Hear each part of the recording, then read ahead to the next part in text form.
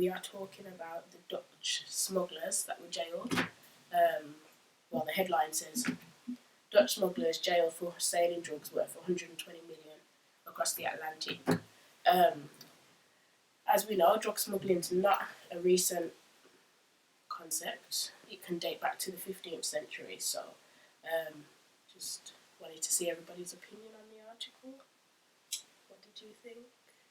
Well, I thought it was interesting.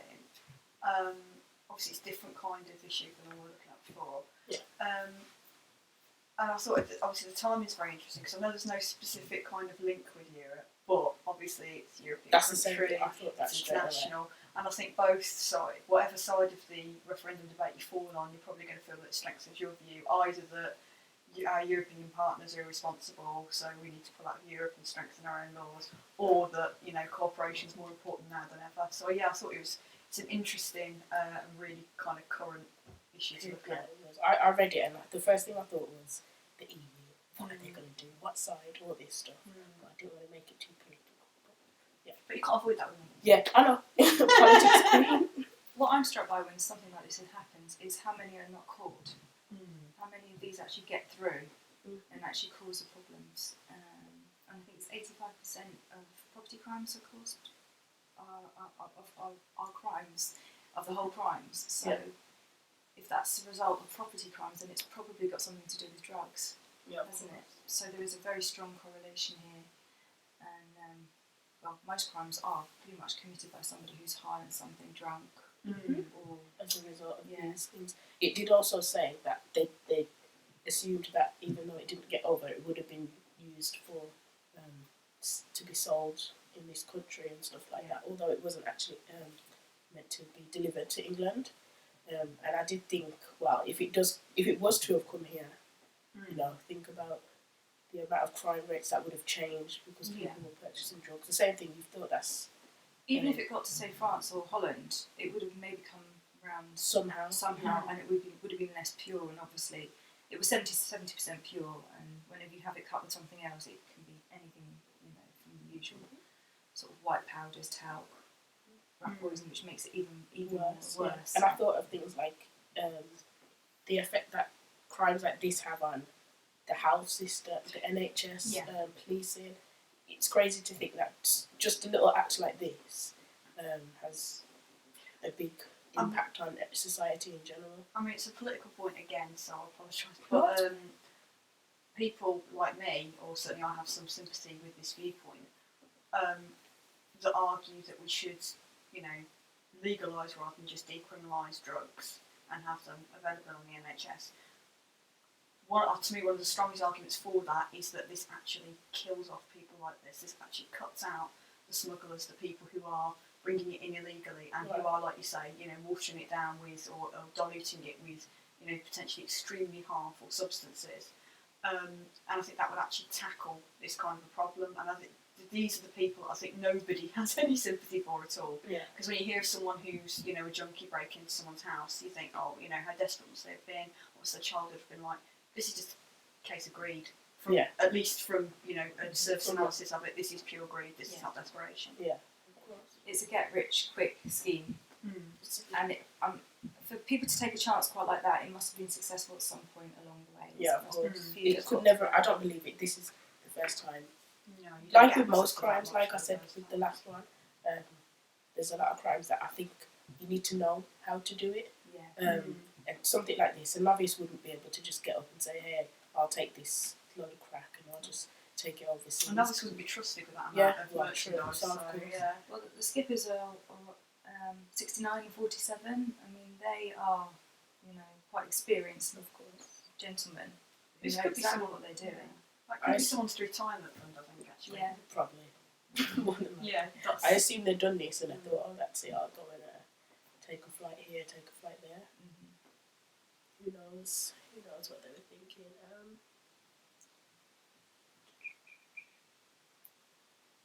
I did have a question. So what's your view on, in general, on transnational organised crime? Because that's what I've narrowed this down to. I think it's neglected in criminology. I think global criminology is really interesting, but I don't think it's if you talk to most students, it's not what really gets them going. They're interested in either looking at it from like from some kind of political perspective, or they're interested in sort of psychoanalysis. They're not interested in transnational crime. I think one of the problems with it is it's so nebulous. It's so hard to pin down. Because nearly everything could have some kind of transnational element to it. If you get a murderer who said, who commits murder in the UK and flees to, I don't know, South Africa, let's say, that makes it a transnational crime. So I think it's very neglected in criminology. I also think that one of the problems is when the concept of a nation state is considered so important at the moment, especially in within the European Union. It's very difficult to harmonise laws because we are culturally different to European. In Amsterdam, you can obviously legally smoke weed. We even have, there are even cultural differences, in police attitudes in different parts of the Midlands to drugs that I've observed myself. So there is, it is very, very difficult to get any kind of harmony where you can properly tackle international problems like drugs in particular. What's your view on it? I think, well, certainly in this country, people are coming up into courts, and part of their offending behaviour is to do with the fact that they've been taking drugs, particularly cocaine, heroin, and maybe alcoholism. They are being sent to rehabs as part of, I can say it's a punishment, or part of the way of trying to solve what's going on with them. And that shows you that it is a big problem. If you're sending somebody to rehab because they need to get off drugs, this has been a problem for them for 10, 20, 30 years. And there's a massive knock-on effect on society, on their families, if they've had children, particularly ladies, if they've had children when they were on drugs or alcohol. And there is a much wider impact on society rather than just that one addict being a problem. And I think the police are tending to ignore drugs in favour of, say, sexual crimes, paedophilia, because they've only got a finite amount of resources. But there's such a crossover there, because when you look at the grooming techniques of these paedophiles, especially when you look at the notorious paedophile gangs in places like Rotherham, what are they bribing these girls? Okay, they're bribing them with mobile phones, they're bribing them with alcohol, but they're also bribing them with drugs, with soft drugs, but also with drugs like cocaine. So that there is a really big crossover, and if you can get some, it's been established by sex criminals for years, that if they can get a woman usually hooked on, say, heroin, cocaine, whatever, that is one of the primary ways that they keep them as, as a sex worker. So obviously there's a massive crossover, and maybe the police are missing that. Another question, obviously linking it back to the transnational organised crime concept, do you think that, because obviously smuggling in general has always been known as the TOC, so I just started shutting it down, but do you think that, the trafficking of people is more dangerous than the trafficking of drugs? I think they're both linked, very, very, very strongly linked. I think the traffickers of people are the traffickers of drugs. I think one of the only things I would say about people trafficking as well is that it's not even so much the problem that those people are being moved from one place to another. The problem is, in my opinion, that those people become invisible. And unless you find the body, obviously if a British woman goes missing, and she's registered British woman, registered EU citizen, registered American citizen, whatever, we know, and people know where she is. We know something's happened to her, and the police can attempt to look for her. If we have no idea where these people come from, if we don't know they're in the country in the first place, if there's no body, then there's no crime, and anything can happen to these people. And I think that's one of the points that when people look at the horror of it, I think that people sometimes forget that the fact is that these people are invisible, and it's happening it's not just, people always think it's happening in, very, very run-down neighbourhoods, it's happening in brothels, it's happening in massage parlours, it's not always happening there, it's happening in suburban areas. These people aren't always sex slaves, they can be domestic workers, it's happening to a lot of men.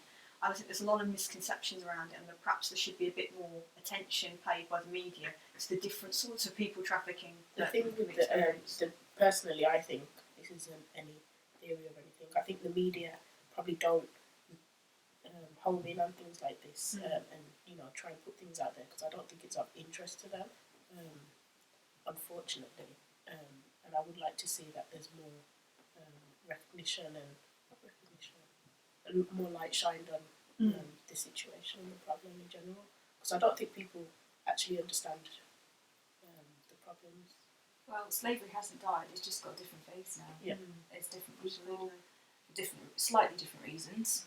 Maybe harks back to similar reasons, but there's more emphasis on, say, sex workers, and sometimes people are domestic workers, but you could hark back to slavery before, which was very, very similar, wasn't it? And it's just changed. There's always going to be people that exploit people. Yeah, and it's not been done obviously now through the legal system. It's being done through, in some cases, when you've got people who've come from places in rural Africa. It's been I don't know if you've heard. I think you were part to a discussion where we were told about that they're using belief in witchcraft. Belief that if they run away, they're not technically being held in, not even technically being held in very great security. But if they run away, they believe that their families will be cursed. Yeah. And so that's another case when we were talking about sort of the difficulties with dealing with things internationally. I don't think that's something that the British police culturally understand. Yeah. I think that a woman who ran to the police and said "help me" or "my family will be cursed" would probably be taken to a psychiatric ward. Yeah, they wouldn't take it seriously, and I think that's a lack of understanding, cultural understanding. I think that also there's a bit of a misunderstanding that it's only people who are less educated that will be affected by these superstitions, when in fact it is educated people coming from particular cultures who are still strongly influenced by these superstitions that if you do this, this will happen. And it will stay with them because it's been inbred with them, whether they've got a degree, they're a doctor, it's still there. And that's what people use when you trafficking people to actually control people. And it's an excellent method. It's psychological torture as well, in conjunction with everything else that's going on. It's psychological torture. Anything else to add? In regards to... I think there's a debate to be had. I mean, people talk like with people coming over from Syria about whether do we have any kind of responsibility to make the pathway to coming over to Britain, to America, to Australia, whatever. Do we have any kind of responsibility to make that easier and more transparent so that people aren't forced into the hands of people smugglers? Now, obviously, that has knock-on effects for the UK, for Europe, and for Australia and America. But if people are in such a desperate position, what is driving them there, and what should we be doing more as an international community to stop empowering people like people who are people smugglers? Because these criminals aren't able to operate in a vacuum. It's coming from somewhere, and we're setting the sort of global agenda. And for whatever reason, we've got people who are desperate enough to sell themselves effectively into slavery. And we need to look at what we can do about it. I definitely think that's a point that should be made. If any governments are watching, get this done. The thing is, where you've always got these people that are willing to transport somebody from one place to another, you're not going to stop it. But what you can stop is hundreds of people losing their lives each time they make a crossing in a very unsuitable boat. And it has shocked me this year, numbers of people that are coming across and the number of boats. And then you're thinking, how many people are behind this actually making it happen? Yeah. And if you're willing to just sacrifice babies, children's lives, what else are you willing to do? And it's always that you have to start from the default that the people who are becoming victims of these people smugglers, for whatever reason, they see this as the logical step to take. So their status quo has to be worse than getting in a boat with a 6-month-old baby and their ill wife and their son and their daughter. It has to actually be worse than that, which is quite an amazing thing, I think, for any of us, even if you're in a very difficult situation in the UK, to ever be able to understand. I agree. Just referring back before we close up, linking back to the article and the drug smugglers. I know that they've been, found and being dealt with themselves, but how do you think they should have been dealt with? What do you think it was right the way they've been punished and sanctioned and stuff, or do you think that they should have faced a different consequence? It's really difficult for me to answer because, as I said, I don't agree with current drugs policy in the UK. But I would say that in this case, custodial sentence is fair enough. I do think sometimes that it is bizarre that you can get a higher sentence often for what's effectively a financial crime where where you may have caused hypothetical hurt from someone who's chosen to buy something from you than you can for, say, rape or sexual assault. Or burglary, where you've actually deliberately targeted somebody. So I do think that's bizarre, and I do think we need to think about how we quantify, harm done to individuals and done to society. But I certainly think custodial sentence is applicable in this case, yeah. Definitely custodial, but when you look at 20 years, it's actually 10 years they're going to be serving. When you look at it, And the other guy, 14 years, it'll be 7 years. So you just look at it and you think, 20 years, you're about. Yeah, but when you actually think about it properly, it's not. So, who is it? So, the 69-year-old got 20 years, so he's got 10 years, so he'll be 79. And the other guy got 14 years. But if you compare that to something like He'll be 61. Something like 5 or 8 years, let's say, for a rape, for Yeah. a first-time offence, or first time you were caught at least offence, it seems There's a direct victim there. disproportionate. Yeah, there is a direct victim. disproportionate. There are indirect victims here, but there's a potential for lots of victims, but it hasn't actually yet happened. If they didn't get caught, then it would have been different. I think. One of the things I think that I struggle with as well. For all I think that these are the people that we should be targeting. These are the people who are, being greedy, and they are potentially causing other people harm. Is that what these people are potentially offering is a direct transaction where technically there is some element of choice. What a rapist is doing, obviously, is violating somebody and taking away any choice that their victim has. Yeah. So, to me, the people who are victimised by, drug use are not as clear-cut victims. And so I think that's an important element of it. And I do think it's crazy that you can get more for virtually any drug-related offence than you can for a violent attack on another human being. And I think, that, what's that heist called in London? I know what in Garden Heist. Hatton Heist. I think it's interesting that these two are quite old. Well, one is particularly old, and you've got them. It's kind of like, I don't know, your last shot of criminality. Yeah. That's Your what last I shot. at the time at front. Yeah. This is, Just do it. Why not? I'm not au fait with the laws in the Netherlands, but I'm presuming it might be a bit. If they got caught there, it would have been a bit more lenient. I believe so. I mean, certainly the drugs laws in the Netherlands are more relaxed, but I don't think they're not on cocaine. Yeah. I don't know. Yeah. So they were obviously expecting to get caught in the Netherlands rather than Britain, where it's a bit tougher. Yeah, preferably not at all of it. Yeah. And of course, we're going to have two people who are going to be older in the prison system, which is putting even more strain in the prison system because we've got a very high elderly population in there requiring different needs. That's why that's why I don't think. That's why I think their sentence is probably what it is. They probably looked at the concept of they're old. I know this isn't something. I'm not a judge, but I'm thinking maybe they thought, they're old. We don't know how many offences they've had before in their their younger lives. So I mean, I know this 47-year-old isn't old, but he will be a bit older. Yeah. When he comes out. But this is, I think, another case of probably two. I mean, this is total supposition, but two blokes who basically have been criminals their whole lives, and they will literally see it as an occupational hazard. Yeah. In the same way as if you're self-employed, you might have a few months off work. Mm-hmm. I might have a few months in prison. I might have a few years even in prison. And I think that they probably were thinking the reason why they've taken such a massive risk this time is that this probably was their very last job. Yeah, they're very. Yeah. Mm-hmm. But I mean, if you look at I'm not sure that I necessarily agree with this, but I think a lot of people would argue that if you look at culturally the standards that are set by big legitimate business, screw everybody else, take asset strip, forget about paying people's pensions, all that kind of thing, in order to get the big score for the CEO and a few people at the top, could argue that's the standard that we're setting and that's the standard that ordinary people are following. Of course, and it's an international thing as well. Well, capitalist society, we are setting the standards. We are, getting rich, maybe a little bit of fame, because now they've got a little bit of fame, notoriety is what people want. We've got a very narcissistic culture. Narcissism is celebrated. We've got our selfie culture, and it's all who can get rich, who can be seen, and we're feeding into that whole culture and the glamour, the drugs. Well, lack of narcissism is almost ridiculed. Yes, absolutely. Now.